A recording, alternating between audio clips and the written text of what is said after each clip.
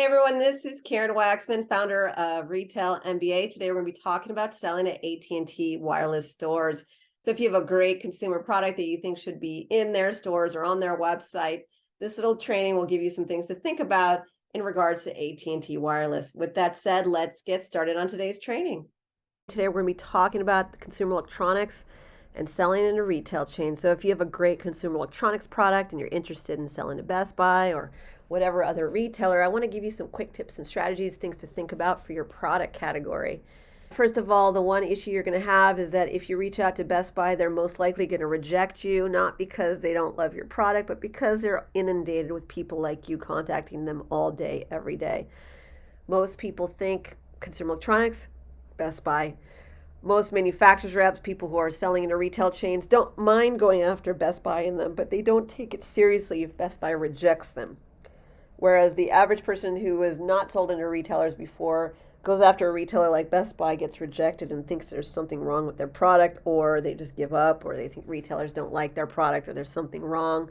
And that's actually not the case at all. So in your case, all I'm trying to say to you is that maybe go beyond what you're typically comfortable with and go after other retailers that could buy your product. There's so many retailers that sell consumer electronics these days: Walmart, Target, TJ Maxx, you name it, baby stores, Bed Bath & Beyond, retailers everywhere can selling consumer electronics products. So start going beyond what's comfortable to you. Every major retailer is selling some form of consumer electronic, basically, even the East Hardware and so forth. So why not capitalize on the fact that your competitors are not thinking about going after those stores? Every single client of mine who reaches out for us for our Done For You program, who have a consumer electronics brand, always only picks only consumer electronics stores to go after. And we generally force them to diversify, because what you want to do is you want to expand and grow into retail. And by pigeonholing yourself with one type of retailer, you tend to get rejected more, again, because all your competitors are thinking the same way. So that means getting a yes from one retailer, even if it's not your top dream retailer in that exact moment, can get you orders from these other retailers, because retailers are looking for less risky products. They're looking for products that are going to convert, make money. If they see that another retailer said yes to your product, you're more inclined to be interesting to them. So again, it's a little bit of a domino effect where one retailer says yes and the rest follow. And so we want that for you with consumer electronics and so forth. So go beyond what you're comfortable with. The other thing is, if your product looks good in photos, definitely consider selling to the online retail market. I say this because there's certain categories of products where people don't need to touch and feel it as much. If you have a home goods products, you definitely want to go sit on your sofa and look at that before you buy it a lot of times. Not everybody's purchasing just virtually. But with consumer electronics, they're buying virtually all the time. I have clients who are crushing it online because they're selling online at different retail outlets. One thing most people don't realize is the retailers at chain stores have different buyers for the online market than the physical store buyer. For instance, Best Buy, the store buyer is different typically than the BestBuy.com buyer. They care about different things. Best Buy is buying for their stores.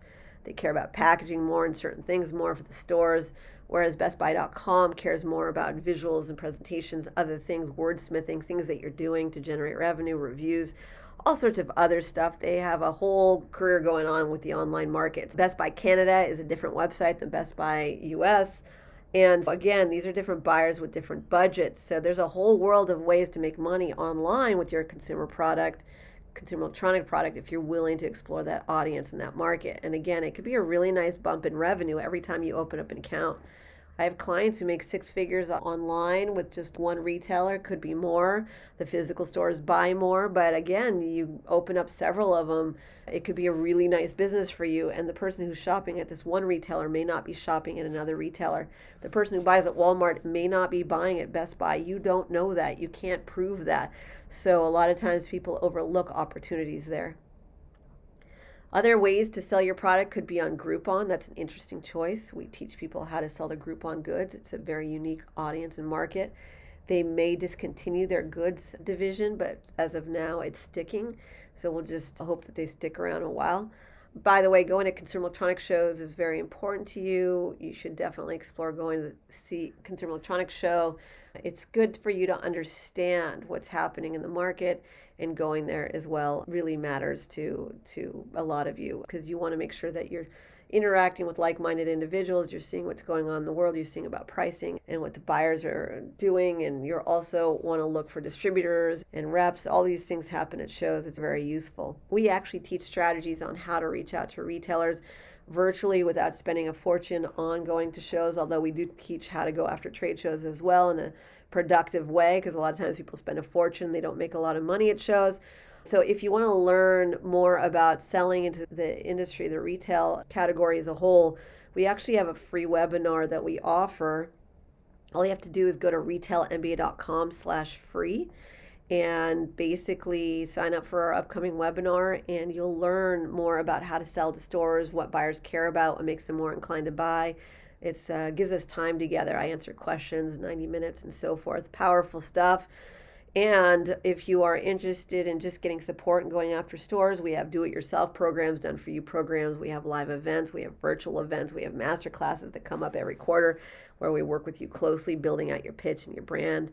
One slight tweak to the words you use in going after stores can mean the difference between you making millions of dollars or not. One slight strategy can change your life, and we want that for people, and that's what we do. Everything we teach, we test, and so we just would love the opportunity to support you in selling into stores. If you want to take a look at our success stories, you can go to retailmba.com, see all of our programs, and also take a look at our testimonials and so forth, and you'll see all the successes that our clients have had. Anyways, this is Karen Waksman, Retail MBA. I hope this helped.